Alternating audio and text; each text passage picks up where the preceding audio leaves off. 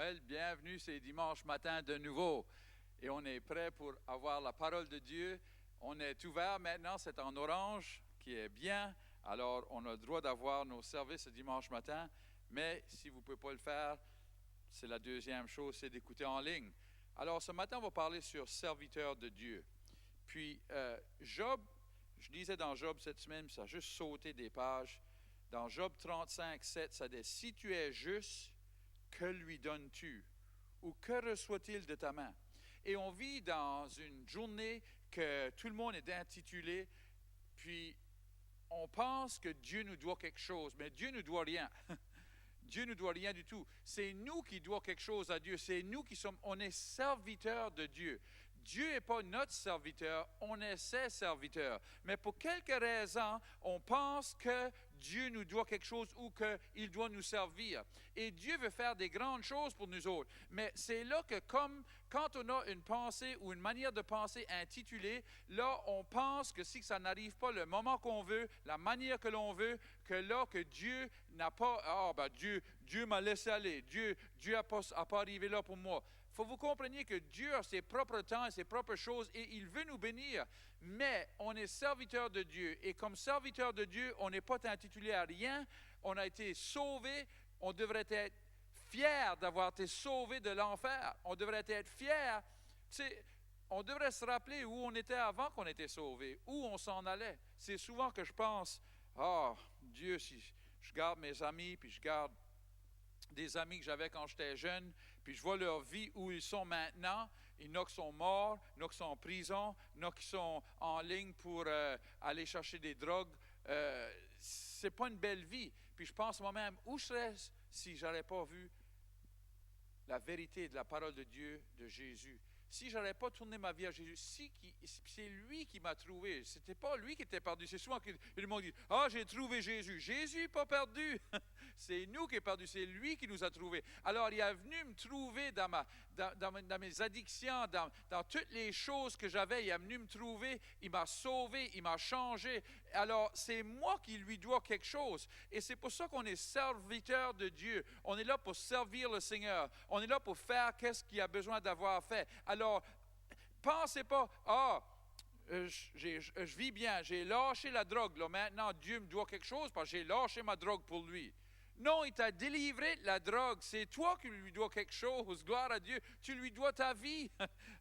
Alors, Paul l'a mis d'une meilleure manière. Paul, dans 1 Corinthiens 9 et 19, il dit ici, « Car étant libre à l'égard de tout, je me suis asservi à tout afin de gagner de plus de gens. » Alors, Paul dit, je suis libre. Paul était romain, il était libre, il n'était pas un païen, il n'était pas un gentil. Et Paul était libre, mais il dit, je suis libre, mais je me suis asservi, où j'ai devenu serviteur afin de gagner le plus de gens. Alors, on est serviteur de Dieu pour gagner des âmes, gloire à Dieu. C'est ça notre cause, c'est ça qu'on doit faire, c'est ça qu'on doit vivre pour. Dieu veut qu'on gagne des âmes, gloire à Dieu. Alors, si on est venu au Seigneur, maintenant on est parti de son armée et on sert le Seigneur, on sert les autres. On doit toujours être prêt à servir les autres. C'est pas différence. Il y a du monde qui... Ils ont des ambitions de « moi je veux être pasteur » ou « je veux un titre » ou quelque chose de même. Il n'y a rien de mal d'avoir un titre, il n'y a rien de mal d'être un pasteur ou d'être des choses de même. Mais je vais vous dire quelque chose, comme pasteur, c'est souvent je viens dans le parking de l'église ici, puis je vois un papier à terre, je le ramasse, je l'emmène, je le mets dans la poubelle. Si une toilette est sale, je vais passer un bréant dessus.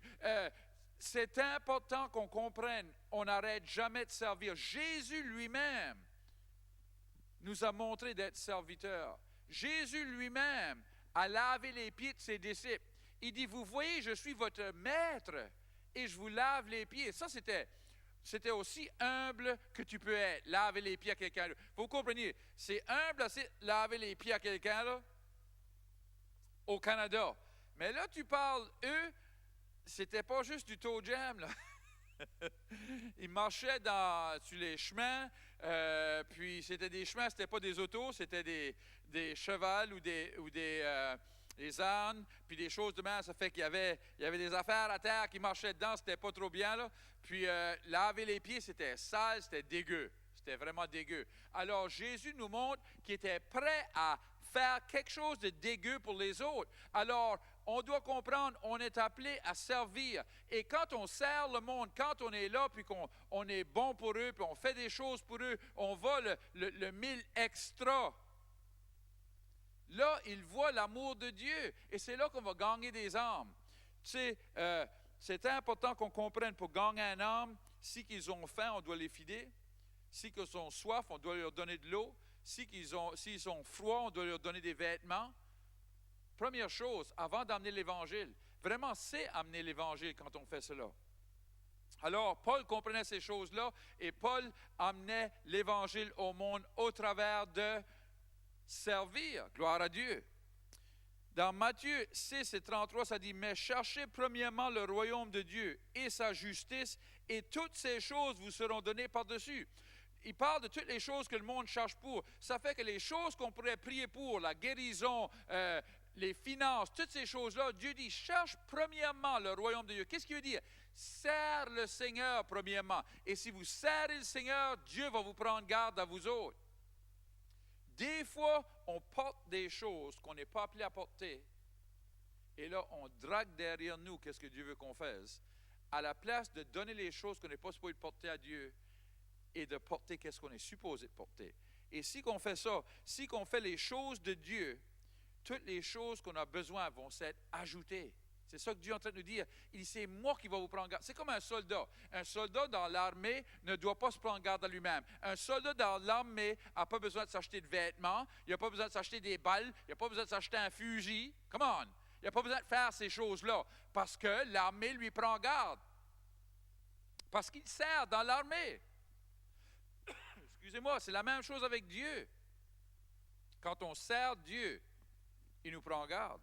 Gloire à Dieu. Alors, il y a des choses que Dieu a commencé à nous parler, nous autres, puis je vais partager avec vous autres ce matin.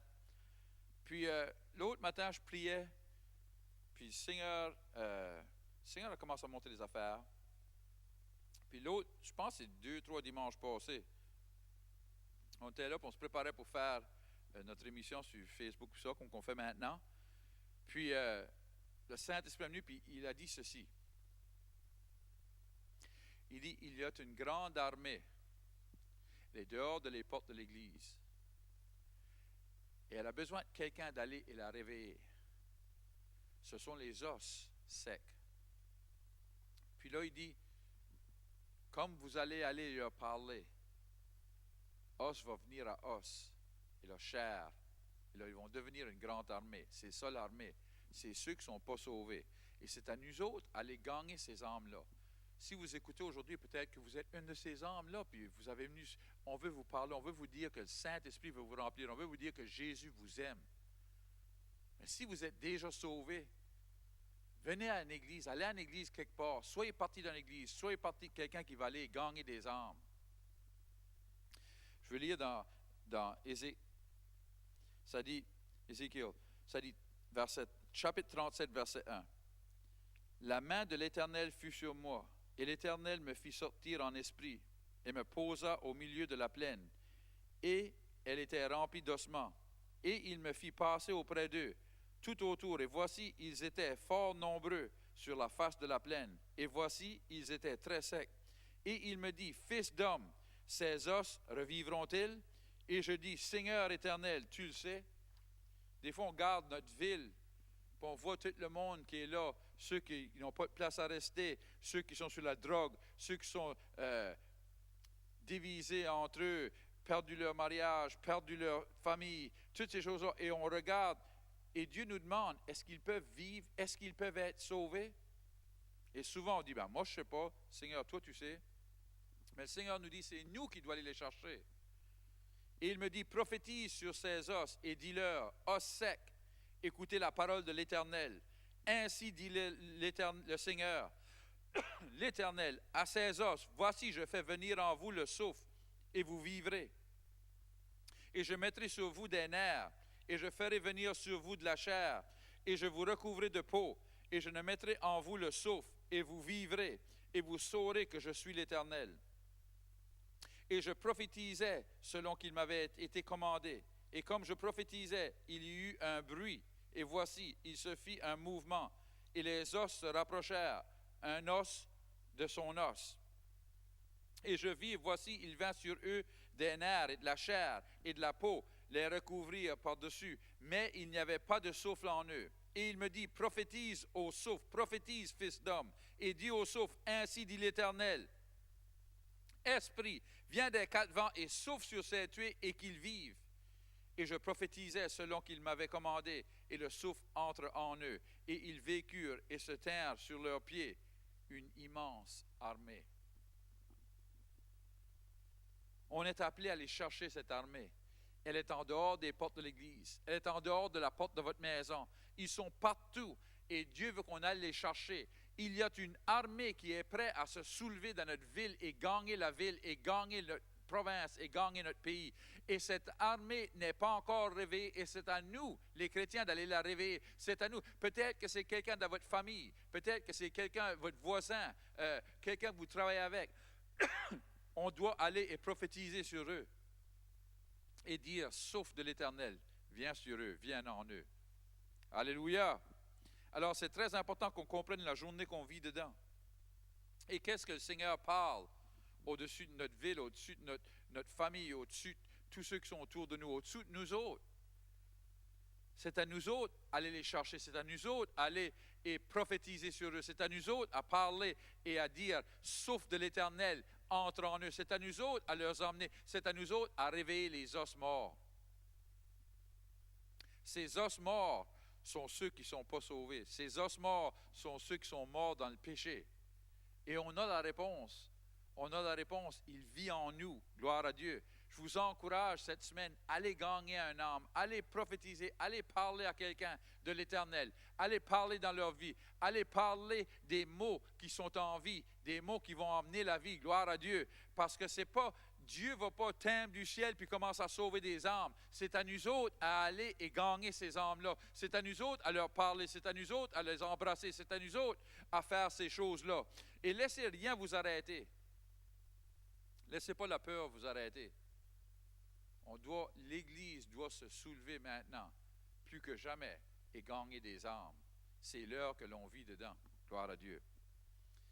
Ben, je ne veux jamais fermer une émission sans vous donner l'opportunité que si vous n'avez jamais donné votre vie à Jésus et que vous êtes peut-être ces os morts, ces os secs-là, je vous donne la chance aujourd'hui de devenir partie de l'armée. Gloire à Dieu.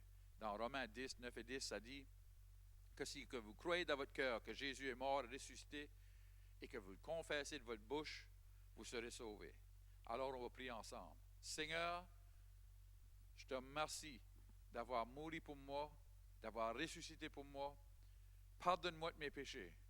De ce jour ici jusqu'à l'éternité, je te suivrai. Au nom de Jésus. Amen. Je veux vous féliciter d'avoir prié cette prière. Vous êtes maintenant partie d'une grande armée du royaume de Dieu. Si vous n'avez pas d'église et que vous êtes à la région de Moncton, venez nous voir. On est ici à 10h30 dimanche matin. Et si vous êtes en dehors de Moncton, trouvez une bonne église et allez à l'église dimanche prochain. Que Dieu vous bénisse.